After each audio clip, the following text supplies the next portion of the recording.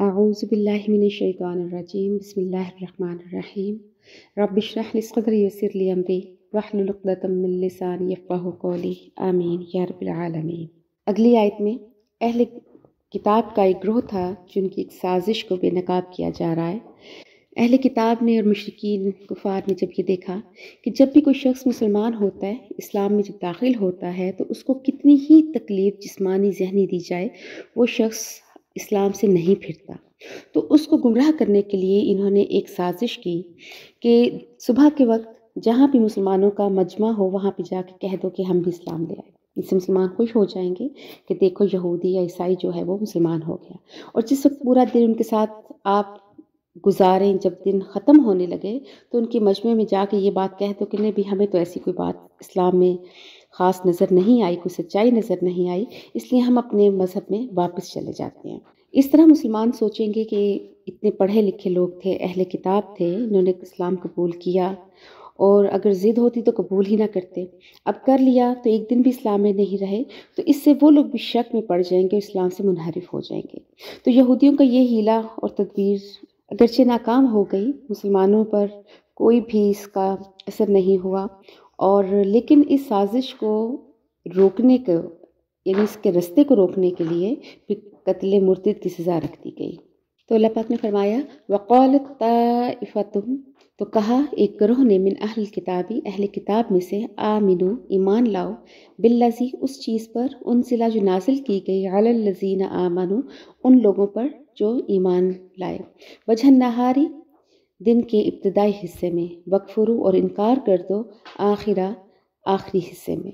لعلہم یرجعون، تاکہ وہ بھی پھر جائیں، ولا تؤمنوا، اور نہ تصدیق کرنا، الا، مگر یہ کہ لمن تبع، اس چیز کی کہ جو کوئی، جس نے پیروی کی، دینکم، تمہارے دین کی، یعنی مومنوں کے دین کی دل سے تصدیق نہ کرنا۔ کل، آپ صلی اللہ علیہ وآلہ وسلم کہہ دیں، ان الہدیٰ، بے شک ہدایت، ہدی اللہ، اللہ ہی کی ہدایت ہے، ان یؤتا،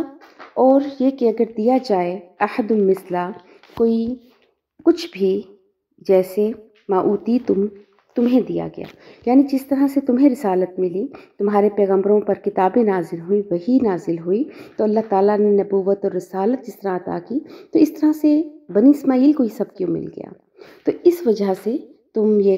اس طرح کے کام کرو کہ یہ اپنے نبی پر یقین نہ کریں، اپنی اس کتاب پر یقین نہ کریں، شک میں مبتلا ہو جائیں۔ حالانکہ 2000 برس اہل کتاب کو اس منصب پر اللہ نے قائم رکھا، تو اب جب مسلمانوں کو اللہ نے کیا تو یہ چیز اللہ کی مرضی پہ منحصر ہے کہ یہ اللہ کا وصف ہے، یہ اللہ کی رحمت اور عنایت ہے، وہ جس کو بھی عطا کرتے ہیں۔ تو فرمایا ان یؤتا احد مثل ما اوتیتم، کہ دیا جائے کوئی مثل اس چیز کی جو تم دیے گئے ہو، او یحاجوکم، یا وہ جھگڑا کریں تمہارے ساتھ، عند ربکم، تمہارے رب کے پاس، یعنی اگر تم نے ان کی تصدیق کر دی تو آخرت میں اللہ کی بارگاہ میں یہ تمہارے خلاف حجت قائم کریں گے کہ اے اللہ، ان لوگوں نے سچے دین کی تصدیق کرنے کے باوجود آخری نبی اور آخری کتاب کو تسلیم نہیں کیا۔ تو اس طرح اہل اسلام قیامت کے دن اللہ کے سامنے تم پر غالب آ جائیں گے، تو لہٰذا سلامتی اسی میں ہے کہ صرف اس کی تصدیق کی جائے جو تمہارے دین میں ہے، اس کے علاوہ کسی چیز کی تصدیق نہ کریں۔ تو پھر اللہ پاک فرماتے ہیں قل ان الفضل، کہ آپ صلی اللہ علیہ وآلہ وسلم کہہ دیں کہ بے شک فضیلت بید اللہ، اللہ کے ہاتھ میں ہے، یؤتیہ، وہ دیتا ہے اس کو، من یشاء، جس کو چاہتا ہے، واللہ، اور اللہ، واسع علیم، بہت وسعت والا اور جاننے والا ہے۔ یختص، وہ خاص کر لیتا ہے، برحمتہ، اپنی رحمت کو، من یشاء، جس کو چاہتا ہے، واللہ، اور اللہ، ذو الفضل العظیم، بڑے فضل والا ہے۔ اگلی آیت میں بھی اہل کتاب کا ذکر ہے، فرمایا ومن اہل الکتابی، اور اہل کتاب میں سے بعض وہ بھی ہیں، من ان تأمنہ، کہ اگر ان کے پاس کوئی امانت رکھے، بقنطار، بہت سارے مال کی، یؤدیہ، تو وہ ادا کر دیں گے اس کو، الیک، تجھے۔ اس میں بیان ہو رہا ہے کہ کچھ اہل کتاب تو ایسے ہیں کہ جو بہت ایماندار ہیں، اگر ان کے پاس ڈھیر بھی مال کا رکھوایا جائے تو اس میں خیانت نہیں کریں گے، جیسے علامہ محمود آلوسی رحمہ اللہ اپنی تفسیر روح المعانی میں لکھتے ہیں کہ یہ عبداللہ بن سلام ایک یہودی صحابی تھے جو بعد میں اسلام لے آئے، تو ان کے بارے میں یہاں پر ذکر کیا گیا ہے کہ ان کے پاس ایک شخص نے 1200 اوقیہ سونا ایمانتاً رکھوایا تھا بغیر کسی گواہ اور تحریر کے، جس کو حضرت عبداللہ بن سلام نے اور اس کو واپس کر دیا۔ اور اب اس کے برعکس ایک دوسرا کردار ہے یہودیوں کا کہ جو کچھ بہت زیادہ خیانت کرنے والے تھے، کہ وَمِنْهُمْ مَنْ إِنْ تَأْمَنْهُ، اور بعض اہل کتاب میں سے وہ ہیں کہ اگر ان کے پاس امانت رکھوائی جائے بِدِینَارٍ، ایک دینار کی، لا يُؤَدِّهِ إِلَيْكَ، تو وہ تجھے ادا نہیں کریں گے، إِلَّا مَا دُمْتَ عَلَيْهِ قَائِمًا،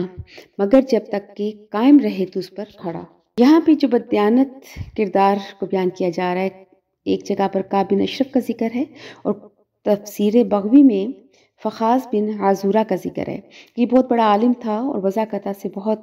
دیکھنے میں اچھا شخص معلوم ہوتا تھا اور گفتگو بہت اچھی کرتا تھا۔ تو اس کے پاس ایک شخص نے ایک دینار رکھا اور جس کو اس نے دینے سے واپس انکار کر دیا، اور جب اس شخص نے بہت واویلا کیا تو اس نے اس کو پھر واپس کیا، اور اس کا کہنا یہ تھا کہ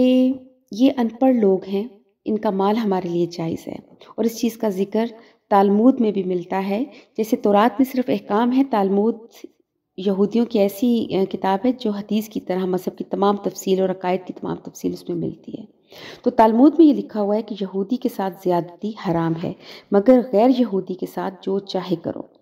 یہودیوں سے مواخذہ نہیں ہوگا۔ یعنی کہ انسان نما حیوان ہیں یہ لوگ جو یہودی نہیں ہیں، تو ان کے ساتھ ہر طرح کا سلوک روا رکھا جا سکتا ہے۔ جیسے ہم گائے بھینس سے کام لیتے ہیں تو اسی طرح سے غیر یہودی کے ساتھ بھی فائدہ اٹھایا جا سکتا ہے۔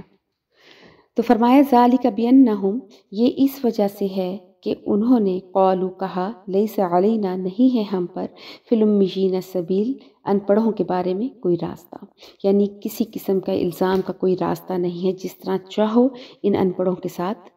رویہ رکھا جا سکتا ہے۔ یہ چیز بھی ذہن میں رکھیے کہ کوئی بھی چیز، ہم کوئی بھی بات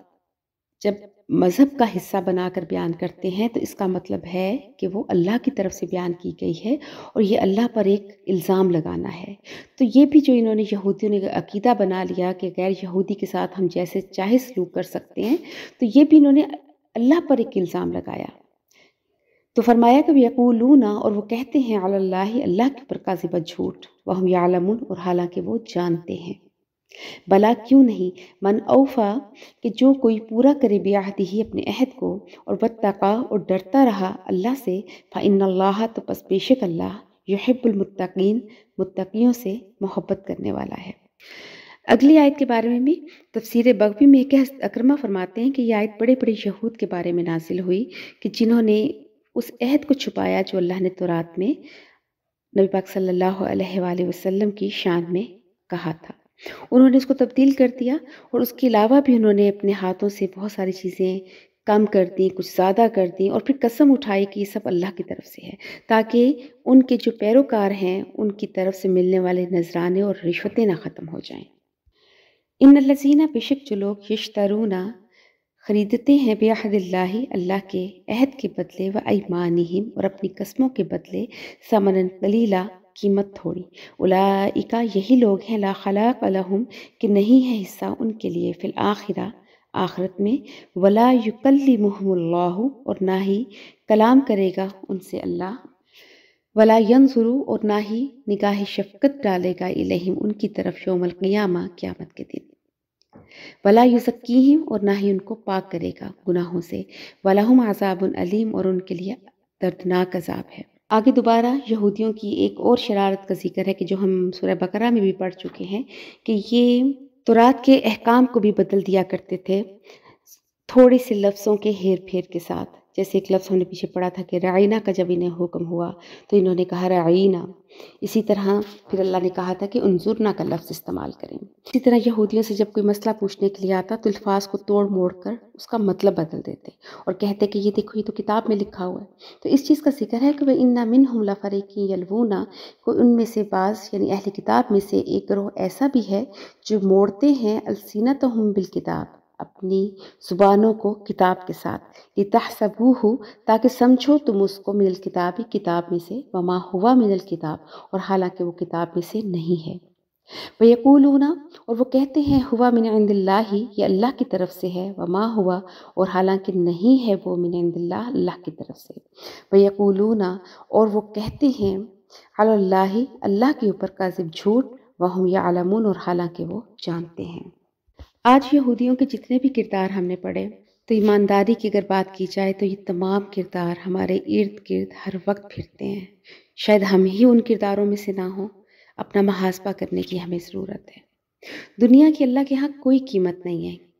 एक मामूली मच्छर के पर के बराबर भी नहीं। जैसे हदीस पाक में है कि नबी पाक सल्लल्लाहु अलैहि वसल्लम ने फरमाया कि दुनिया व माफ़ीहा की कदर अगर अल्लाह के यहाँ मच्छर के पर के बराबर भी होती तो काफिर को एक घूंट पानी का भी ना देता। और ऐसे लोग जो दुनिया की खातिर झूठी कस्में खाते हैं, अपने वादे को पूरा नहीं करते, ईमानतें अदा नहीं करते, तो फिर उनका आखिरत में कोई हिस्सा नहीं होगा। और यही किरदार अगर हम अपनाते हैं तो यही मामला फिर मुसलमानों के साथ भी होगा कि जब वो अल्लाह के यहाँ हाजिर होंगे, कि फिर ना अल्लाह उनसे कोई प्यार की गुफ्तगू करेगा, ना उनकी तरफ शफकत की कोई निगाह फरमाएंगे,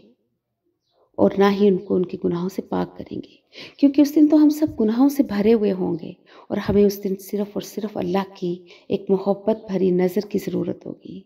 हमें ज़रूरत होगी कि अल्लाह हमें हमारे गुनाहों से पाक कर दे और उस दर्दनाक अज़ाब से बचा ले जो उस दिन हम अपनी आँखों से देख रहे होंगे। तो अल्लाह पाक से दुआ है कि हमारे अंदर ऐसी जो भी कोताहियाँ हैं, उन सब को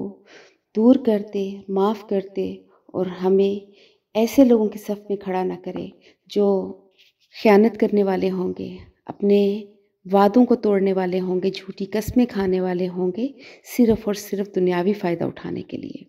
व आखिर दावाना अनिल हम्दुलिल्लाहि रब्बिल आलमीन।